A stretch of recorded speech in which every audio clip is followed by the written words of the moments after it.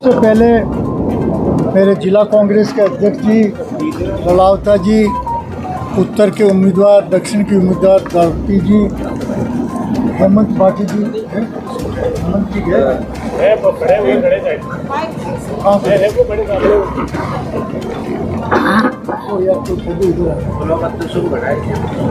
अरे उनको हेमंत जी को बुलाना। हवाई अड्डा है, इसको मैं जो है अंतर्राष्ट्रीय हवाई अड्डा बनाऊँ, अंतर्राष्ट्रीय हवाई अड्डा बनाने की कोशिश करूँगा। अजमेर में IIM बनाने की जो है स्थापना कराने का भारत सरकार से प्रयास करूँगा। आने वाले टाइम में राज कांग्रेस का बने का बहुत आभारी हूँ कि मुझ जैसे खेडूत, खेत की मेड़ पर बड़े पले पोसे बड़े हुए किसान के बेटे को हाईकमान ने अजमेर पार्लियामेंट्री सीट के जो है कांग्रेस का उम्मीदवार बनाया। मैं हाईकमान को विश्वास दिलाना चाहता हूं कि मेरी ओर से जनता से मार्मिक अपील कर रहा हूं। गांव-गांव, ढाणी-ढाणी जाके कांग्रेस का प्रचार करूंगा, उनका आशीर्वाद लूंगा और अजमेर की सीट कांग्रेस की जिता के हाईकमान को दूंगा। अजमेर की सीट आज मजबूत स्थिति में है कांग्रेस, जैसा कि आप खुद मानते हो कि मैंने गांव में प्राइमरी, रामगढ़ में मिडिल, मसूदा में हाई सेकेंडरी, रीजनल कॉलेज से BSc B.Ed, विज्ञान भवन से MSc की। उसके साथ हिंदुस्तान में एथलेटिक्स में मेरा 3rd पोजीशन, ब्रॉन्ज मेडल मुझे मिला था। किसानों के लिए काम किया, दूध वालों के लिए काम किया और दूध वालों का काम तो इतना मजबूत है कि वो स्मार्ट डेयरी बन चुकी है और बीजेपी से 10-12 साल में स्मार्ट सिटी आधा भी नहीं बना उनसे स्मार्ट सिटी। तो ये काम है हमारे कंपैरिजन का। एक तरफ भागीरथ जी है, भागीरथ जी को आप जानते हैं, गांव गरीब के कभी भी गांव में जन्म मरण परण में वो कभी नहीं गए। अभी प्रचार में जा रहे तो लोग पूछ रहे हैं कि भागीरथ जी थे ही हो गई ठाकुर नाम ही के भागीरथ जी कहाँ से आ गए। मुंडो तो दिखाई को 5 साल, 5 साल में मुँह ही नहीं दिखाया, काम तो बहुत दूर था। ऐसे कम से कम सैकड़ों गांव में, 1200-1300 गाँव में से आज काम की तुलना कर रहे हैं आप किसान, शहर के साथी भी काम की तुलना कर रहे हैं कि काम कौन इन दोनों में से अच्छा कर सकता है। कल प्रधानमंत्री जी ने एक बार भी नहीं कहा कि भागीरथ जी को वोट दो। हिंदुस्तान के प्रधानमंत्री जी आए थे और भागीरथ जी की इतनी काबिलियत नहीं थी, इतनी है चौधरी को वोट देना। भागीरथ जी ने तुम्हारे ये काम किए, भागीरथ जी ने 5 साल में तुम्हारे ये कर दिया, तुम्हारे वो कर दिया, इधर ये कर दिया। कहने को कुछ नहीं था, न तो उनका नाम लिया, न उनके कोई काम किए ही नहीं, तो उनका बखान भी नहीं किया। वरना प्रधानमंत्री जी जहाँ भी जाते हैं तो पूरा उनको ब्रीफिंग करते हैं कि ये हमारा बीजेपी का सांसद रहा है, अभी इसको टिकट मिला है, ये उनकी उपलब्धियां हैं, उनको ज़्यादा से ज़्यादा उनका देना चाहिए। दूसरी ओर अजमेर की ज़िले की जनता, मुझे बिल्कुल पूरा भरोसा है कि जो है आना सागर के चारों तरफ अब ये सोच रहे सीवरेज लाइन होनी चाहिए, वो पूरी कनेक्टेड होके वैशाली के अंदर भूमिगत होती हुई ऊंटड़ा के तालाब में जानी चाहिए। तो सारा सीवरेज का गंदा पानी ऊंटड़ा के तालाब में चला जाएगा, कायड़ के तालाब में चला जाएगा, रोपन बांध में चला जाएगा।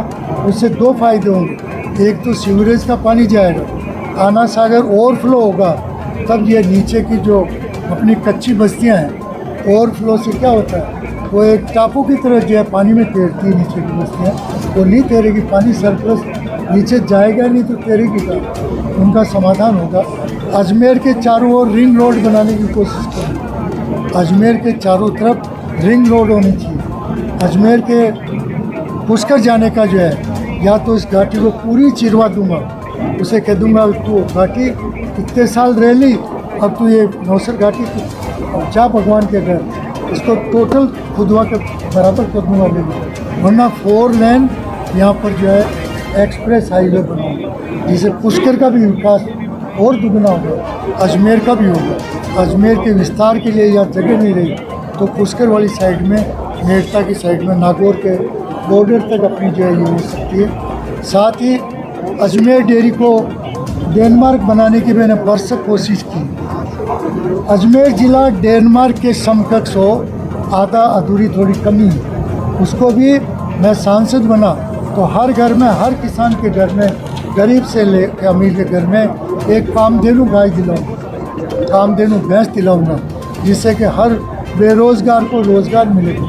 यदि 2 भैंसें किसान के पास अच्छी है और 8-8, 10-10 लीटर दूध देती है, 15 से 20 लीटर दूध रोज़ का देती है, तो एक राज्य कर्मचारी के बराबर होता है, इतनी उसकी आमदनी होगी। तो डेयरी के क्षेत्र में पूरा अपना आज भी जो है प्रोडक्ट बन रहे हैं, ये वर्ल्ड स्टैंडर्ड की। अमूल से हमारी क्वालिटी प्रोडक्ट की बढ़िया है। आज अमूल यहाँ पूरा दम लगा दिया, पूरे हिंदुस्तान में अमूल जा रहा है। अमूल वाले ने यहाँ बेचने के लिए पूरा दम लगाया, परंतु अमूल जो है केवल 8 जारी बिक रहा है और अपना कितना बिक रहा है? 3 लाख। अजमेर ज़िले में सरस 3 लाख बिक रहा है। कोई तो खासियत होगी, कोई तो क्वालिटी होगी, कोई तो वर्ल्ड स्टैंडर्ड नया होगा हमने। इसलिए अजमेर के विकास के लिए यहाँ जो है शैक्षिक हब होना चाहिए, सिरेमिक हब होना चाहिए। ऐसे ही जो है हमारा ये जो है पूरा मार्बल का एरिया है, वहाँ भी अच्छी क्वालिटी के जो है उद्योग लगने चाहिए मार्बल के, जो वर्ल्ड क्लास का मार्बल या पैदा करे, इटली या दूसरे लाने की जरूरत नहीं पड़े। मेरा आपसे यही अनुरोध है कि मैं पूरा कोशिश करूँगा, और मैं कहता हूँ मेरा बची हुई ज़िंदगी है मेरी किसानों के लिए समर्पित है, मेरी पशुपालकों के लिए समर्पित है, युवाओं के लिए समर्पित है, मेरी जो है ज़िंदगी बची हुई जो है महिलाओं के लिए समर्पित है।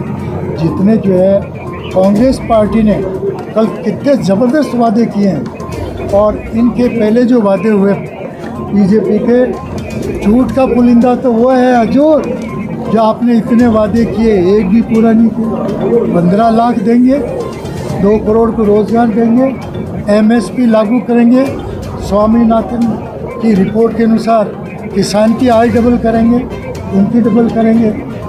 वो कांग्रेस पार्टी है जो किसान इंतज़ार कर रहे हैं कि कांग्रेस के लाओ वापस 2008 और 9 की तरह हमारे कर्जा फिर माफ़ हो, फिर कर्जा माफ़ हो हमारा।